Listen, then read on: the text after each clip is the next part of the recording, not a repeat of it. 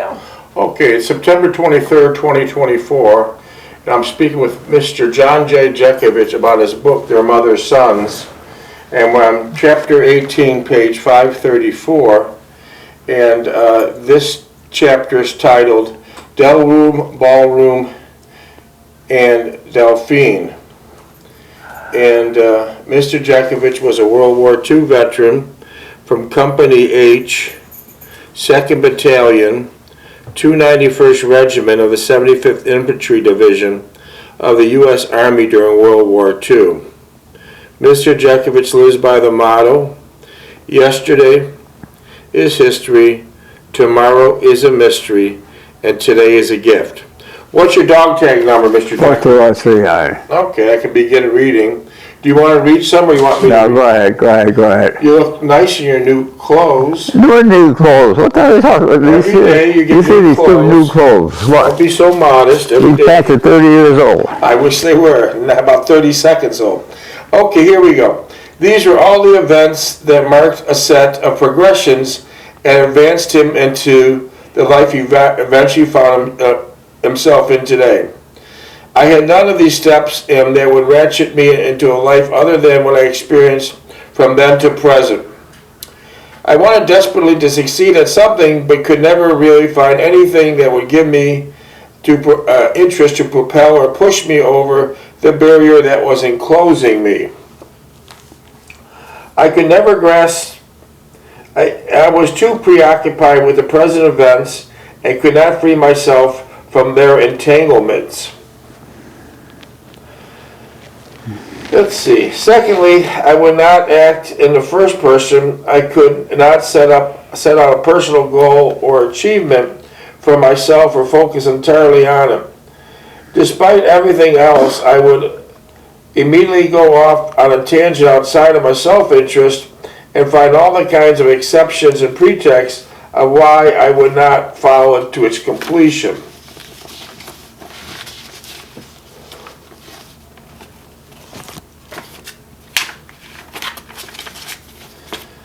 Okay.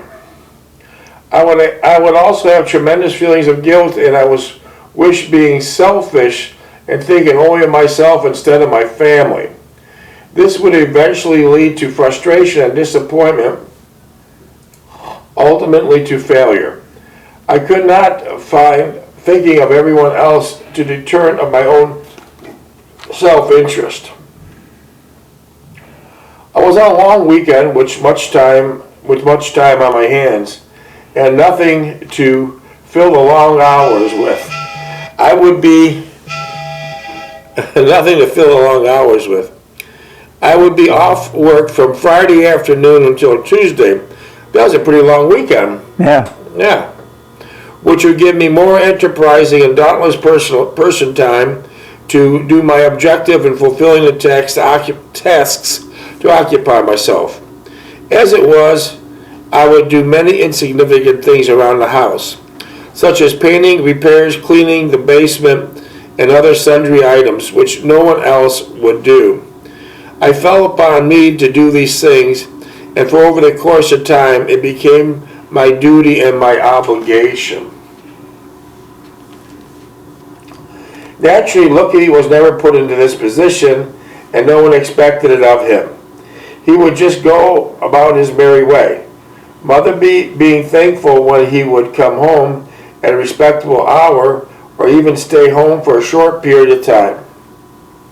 During this period, Mother was perfectly content to have me around the house for any little emergencies that would arise and to be available to drive Sally and her on their shopping jaunts or anywhere else they might want to go. It did not cause her any concern or anxiety that I did not have a steady girlfriend or even friends I could occasionally see or be with. She felt that it was perfectly natural for me to just hang about the house and be at her beck and call whenever she desired something. I resented the implication and felt that I should be doing something for myself, meeting new people and getting a new perspective on my life. I felt awkward and inept with my present condition and wanted to change, but did not know how to go about it. It seemed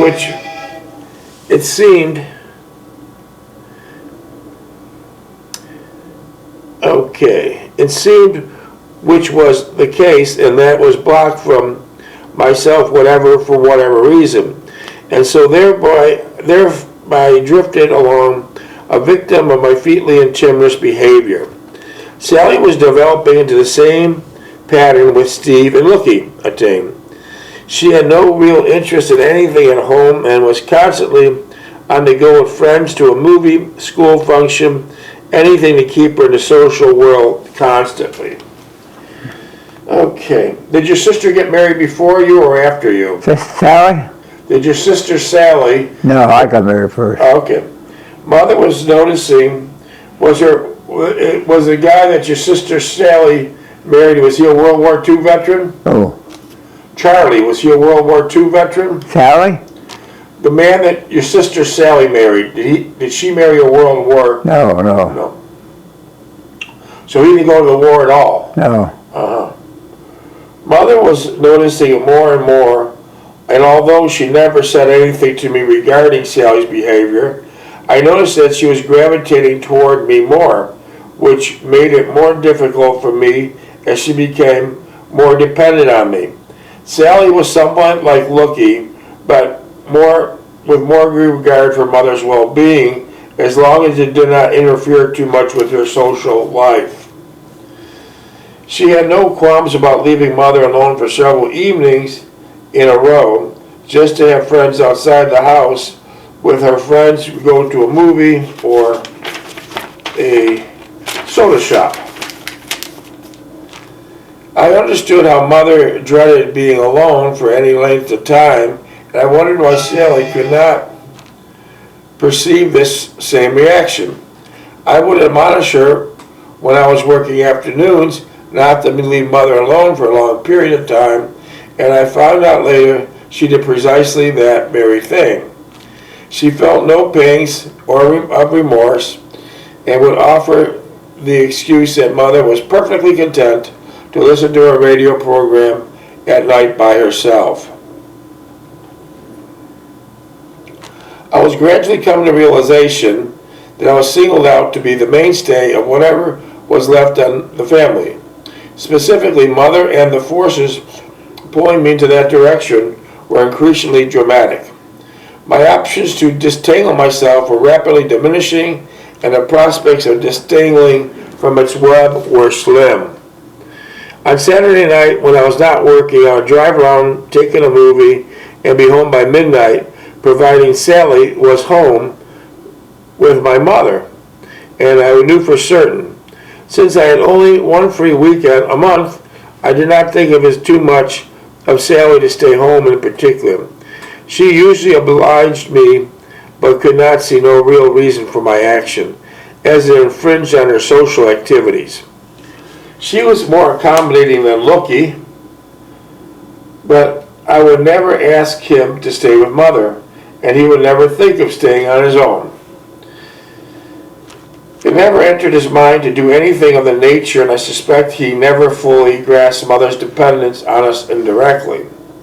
Looking back on it, I now realize that Lookie and Steve, to a lesser extent, Sally, had the best of our world at that time. They came and went when they pleased and developed the aptitudes and inclinations to the fullest. This was natural, all part of growing up. But what I resented about it was the fact that no part of the process of my feelings and desires were never contemplated by anyone. They were not working shift work in a job they abhorred, nor were they without friends and companionship.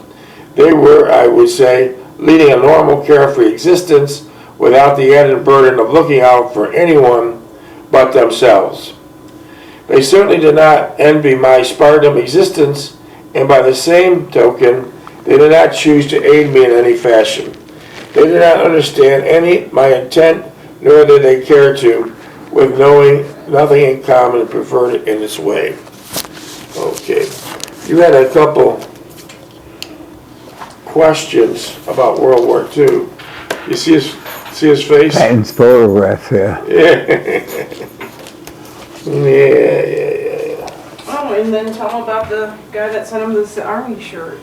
Oh, yeah, I got a gift from a guy right here, sent you this army shirt. Open it up. This came from a army retired soldier from Laredo, Texas. Hold it Now, up. who's this?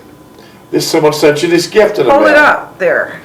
This is for me? Yeah, hold it up so everybody can see it. All right, there it is. Hold it up a little higher. He's good. Yeah, that's good. Yeah, that's That nice. came from a retired vet in Laredo, Texas. Maybe someday you'll wear it. You can put it back. Okay. Yeah. Yeah, it's an army shirt. Thank you. It was very nice, thoughtful of somebody.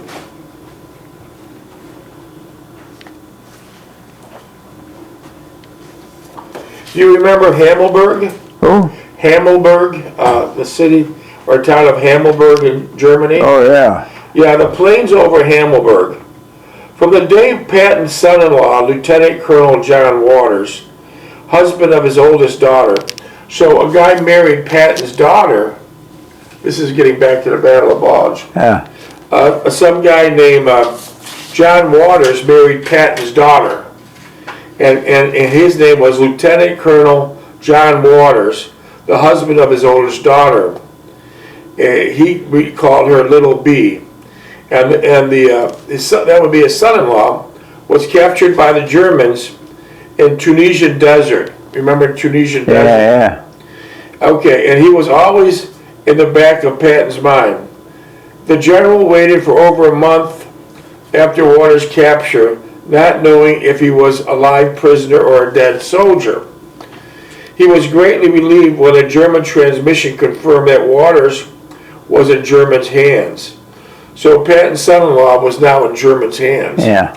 I wonder if they knew it was Patton's son-in-law, wouldn't be a good situation. They probably do, yeah. Yeah. After that, Waters' name would pop up every so often in Patton's diary. He would ask Beatrice if Little B had heard from John. Beatrice is Patton's wife. If he had heard from Little John.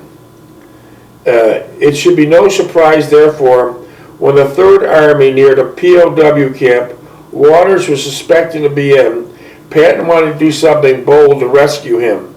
It was a bad idea. Now, Patton wants to rescue his son-in-law from a prisoner of war camp. That turned out to be a very bad idea. Instead of sending in the 4th Armored Division, or even a combat command post of around 4,000 men and 150 tanks, Patton insisted on sending in a small task force headed by Captain Abe Baum, composed of 307 men with 10 medium tanks, 6 light tanks, 27 half-tracks, 7 jeeps, and 3 motorized assault guns. Now, where are they going with this? Patton is, let me shut this off.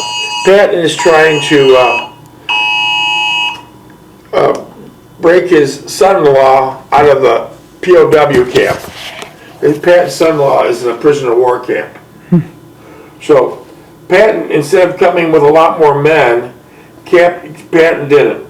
The mission was to break through the German lines and change for the Hammelburg POW camp some 40 miles away. Patton sent his assistant, Major Al Stiller, to accompany by Baum. Since Stiller could recognize Waters. On the top of sending too small of a force, now there again he's sending too small of a force to break into a POW camp. Patton provided no air cover for the mission. The raid was a disaster. Launched in the early morning darkness on March 26, 1945. Baum and his men made it to the camp but lost vehicles along the way. Once they arrived at the camp, Waters was shot while organizing the most peaceful surrender of the camp. Braun was told to expect 300 Americans, but when his tanks crashed through the camp gate, they discovered 5,000 men in the camp, of which 1,500 were Americans. He put as many Americans on his vehicles as possible. Wow, that's a real mess. Waters, because of his wound, would have to stay behind. So they broke into this POW camp, and they thought they were going to get his son-in-law Waters out. But during all this, his son-in-law got shot, so he wasn't able to leave. Waters, because of his wound, would have to stay behind. But the German resistance grew, and Baum decided to try to break out the next morning. Unbeknownst to him, the Germans spent the night surrounding his position. At first light, before Baum could execute his plan, the Germans opened up on all the survivors. Baum was forced to surrender. Now, they lost everybody. They thought they were going to go. Patton didn't go, but he sent his assistants. Yeah. So now they came to get his son-in-law out of prison, and now they got everybody in prison. It didn't work out good. Let's see how it ended. Would air cover have made the difference? According to Baum, not in its beginning stages of the raid.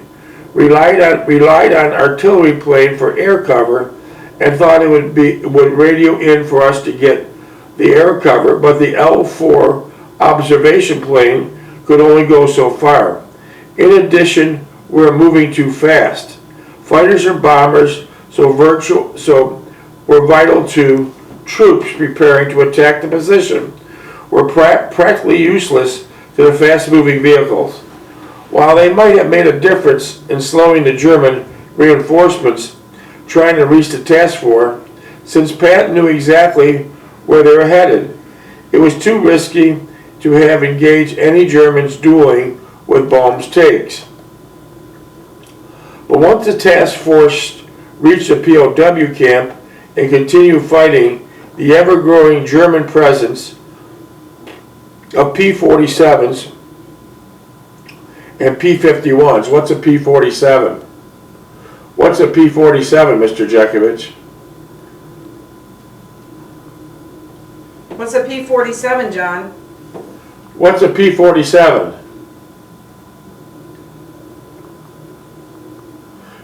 P-47s and P-51s made a big difference.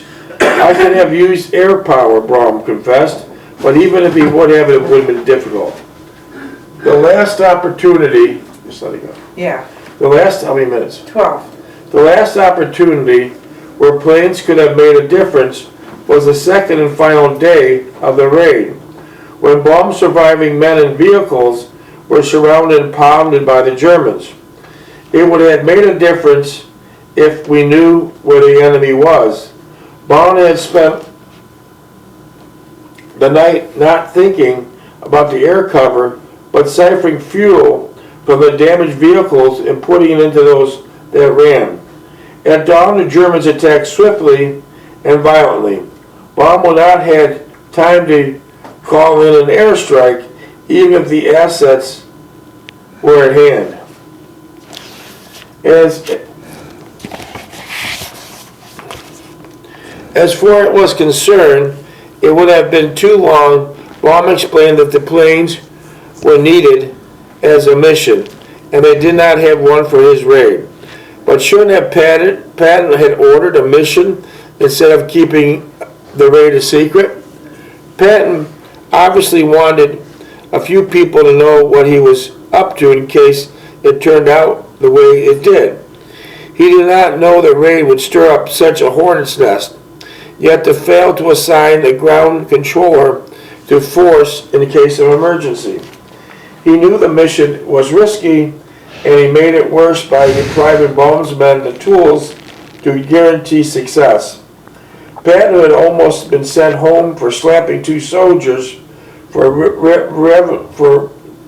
leaving their presence in England before D-Day. He was left alone after sacrificing 307 men on a rash and a personal quest. So all those 307 men that went to take over that POW camp every one of Patton's men got killed because he didn't send enough men. Wow.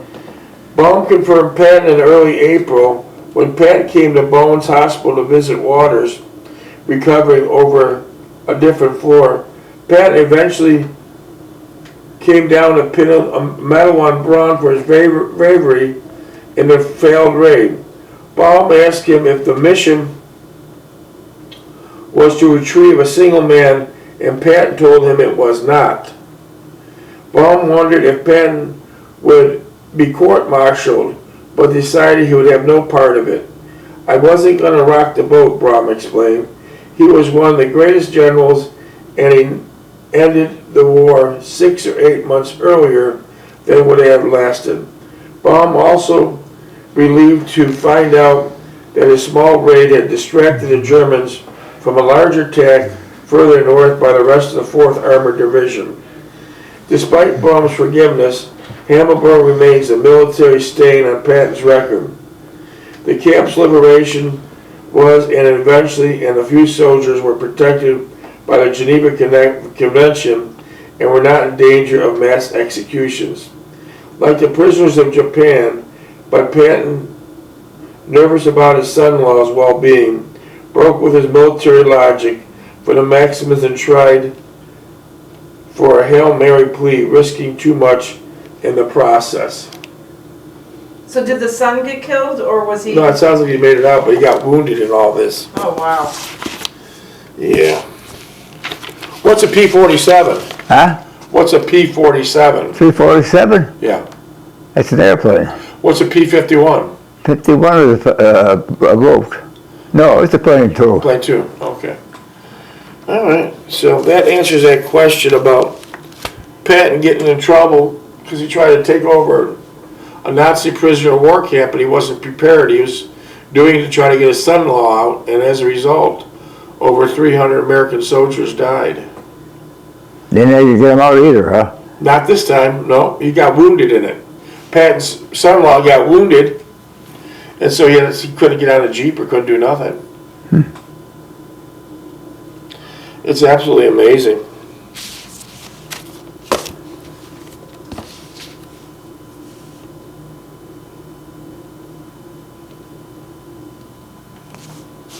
Okay, let's see. Page 537.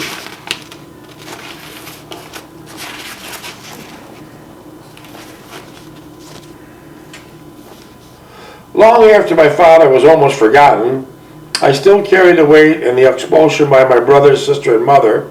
I dare say they never think of that event, yet it shapes and governs my life to this day. I often wonder if he had lived now, how much different my life would have been. Or was I relegated to a life of futility and failure because of my natural distribution of genes from both of my parents? I had been out of the service about as long as I've been in. The memories of those times in service have receded into my inner depths, and I perceived that my time in my life was almost alien to my present state. Yeah. Minutes? Right. Okay. Did you want to ask me something? 6 No. minutes. It was as if happened to someone besides myself, another person, and it was more like a dream than reality. I would think at times about Renee, her sudden and tragic death, and what her life would have been if she had never gone to Indonesia. What if by some strange quirk of fate we had married and settled down in Paris, where our lives have been more fruitful and would I finally have been released from the bondage and commenced to live a more productive life?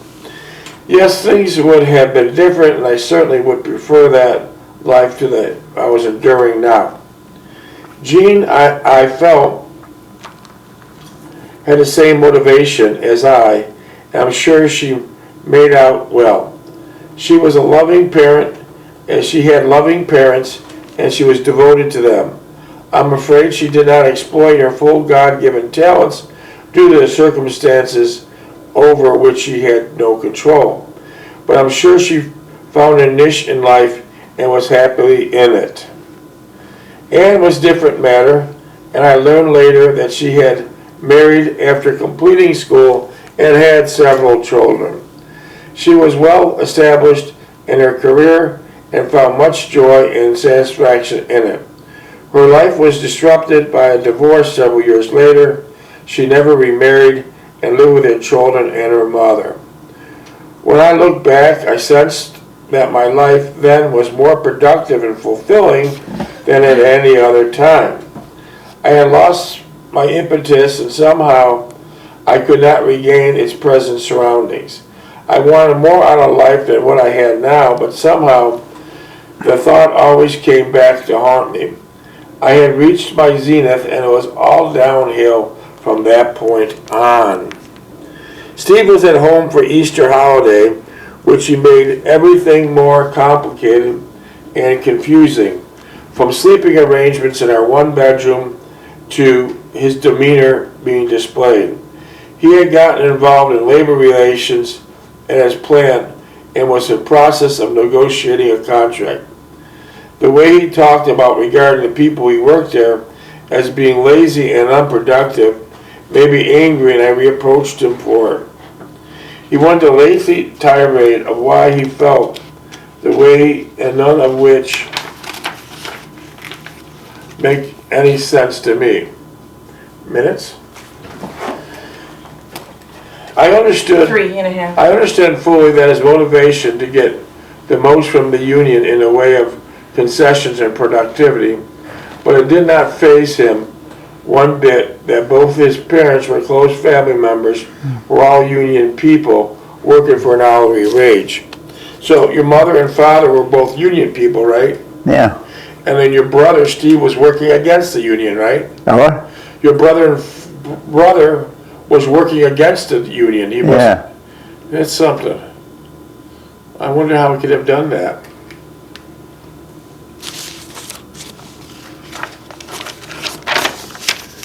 Steve was adamant in his belief, which gave rise to the question as what propelled him to this area, and gave him prosperity to pursue it with such vigor and determination. Mother did not take too kindly to his very determination regarding the union and its workers, even though she was not a staunch union supporter. Neither was I. She believed the union protected her job security to a certain extent, and she was grateful for that. She also felt the union, like any other organization, generating goodwill to its own development. It was only when Steve left to return to Pittsburgh that Mother would approach me and chastise Steve for his attitude. Not so much for his anti-union stance, but mostly for the disregard he displayed for our feelings and the position we supported. She realized more fully, more now than ever, that she could not depend on Steve for moral support. 1 minute, 40 seconds. Much less the dependence on him later in life, in her life.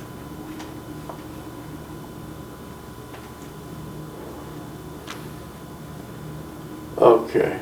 I resumed to go to the ballroom dances now and then, and if for no other reason than something to do. I would meet several people there occasionally, but nothing and I would find overwhelming or enticing. It was the usual getting to know them, dancing in the evening with them, and then driving them home after stopping for coffee or a snack. Sometimes I would see them after, either at a dance or on a prearranged meeting or date. About the second or third time, I would realize there's nothing substantive between us, and it was always a chore to find an excuse to break it off. It was more difficult when I saw them again at the dance sometime later. I always found the situation difficult and somewhat embarrassing. 26 seconds. So you went to the Delwood Ballroom quite often, right? Yeah. So it was a pretty nice place, right? Well, they have 20 piece bed in here. It was really nice, huh? Yeah. Did they have a lot of customers? Oh, yeah. filled it up every weekend. No kidding. Wow.